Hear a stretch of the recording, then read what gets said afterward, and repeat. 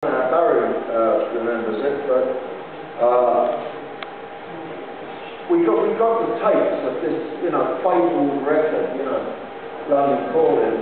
The engineer, Phil Price, brought him over, flew in and joined the bus, and we were going northwards into Boston, and started playing this stuff over the house system in the bus. And I guess really probably if we all heard it now, it would sound immensely crude. Systems weren't that good in those days, but it sounded pretty damn good to me and everybody else on that bus.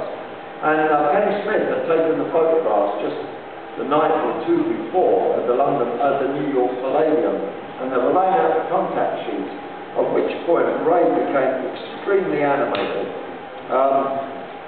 and started pointing at the contact sheet. That is the one. He was absolutely definite about it, as is well chronicled. Kenny Smith, being a professional, wasn't so keen, it was just a tad out of focus. And Ray took her on, and fought his battle, bringing Strummer into the battles, for obviously legitimate backup, and got his way. And the proof is the poster there, and that was decided then and there, really. And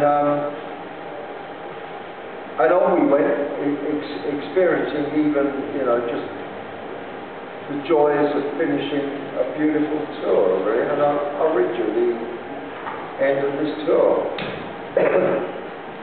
As the Clash prepared to go on for the last show of the tour in Vancouver, Canada, the American sound crew felt compelled to pull a similar stunt to the roads in Atlanta. They shut down the PA rig, basically, pulling the fuses out until they were paid. We had no money. We were broke. Pleading with them was a waste of time. Money or nothing, they said. The baker and I took the crew bus to the back boiler room.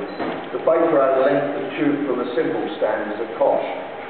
The boss was threatened. I gaffer-taped him to a chair, might ring a bell to someone, and we took the fuses from him. We would have hit him, it's true to say, you might say it's immoral. Desperation was the name of the game. We were pleased we didn't have to. Our purpose in life was to get the Clash out front in the finest possible way. We locked the crew bus in the room, and we started up the system on our own. It was just time to run to the dressing room and put on John's strum guard, old towels, cut into strips, wrapped around his right wrist, forearm to stop his arm being cut to ribbons while he manically played his guitar.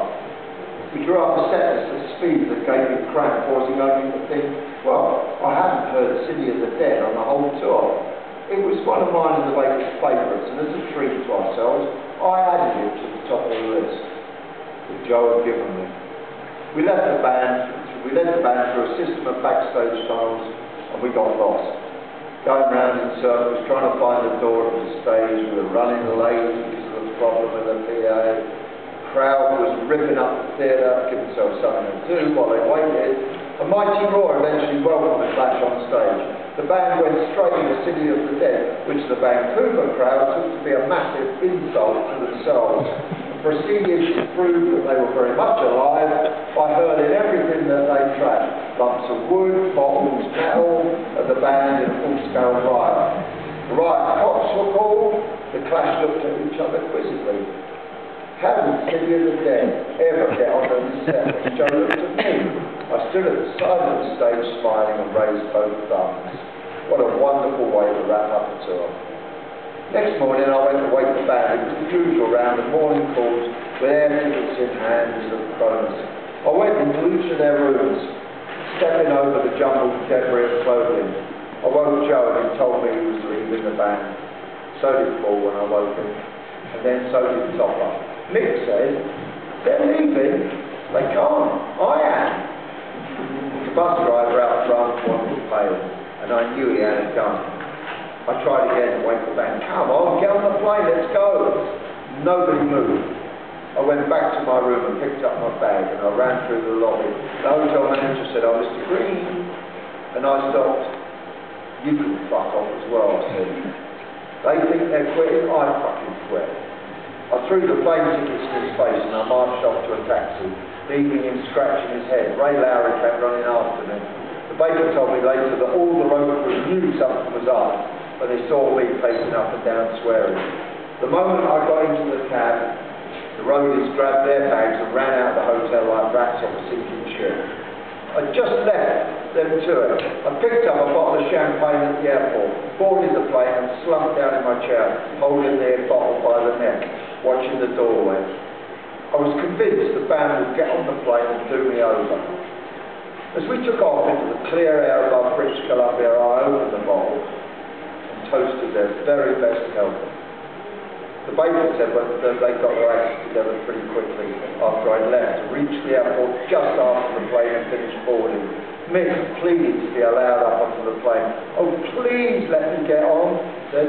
"Just for one moment. I just want to hit someone."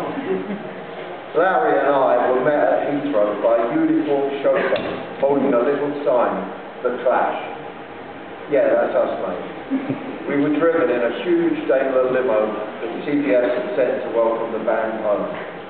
With some style and amusement, we pulled up outside my council flat in Camden Town. One coda to that video, and I guess why we're here, is this really. So we flew in complete state, really, and fairly shattered, really. And straight back to work, because if Ray Lowry was a hard-working artist, which he was, non-stop, equally the Clash were hard-working people. You know, they didn't go on holidays around the Greek islands and yachts and stuff like that. It's always straight back to work, you know. Sundays too, really. And so we went straight back into the studio as soon as they got back. In the meantime, Ray Lowry had returned to Dartmouth, Lancashire to detox after the tour and to work on the cover for London Calling. I had watched this marriage made across the United States in his feverish mind, from humming songs from the Sun Sessions, to staring at the Elvis sleeve, to mirroring the lettering. There had been no question about that photo as soon as we saw Penny Smith's contacts. Joe had said to Ray, "That's it," and it was. Joe gave Ray the lyrics, and Ray wrote them out with his own hand for the inner sleeve on the kitchen table of my gap, round at Joe's flat in World's End. Ray came back one night. "There are songs at CBS," he said. "We are reinventing rock and roll, but they stuck me in some corner while they raved about shaking bloody Stevens. And they've got access to all this great new music, yet they had the radio on." Joe had given Ray complete control of the design, and Ray made lightning rays on the printers from Lancashire. Beer always seemed to make him miss the last flying back.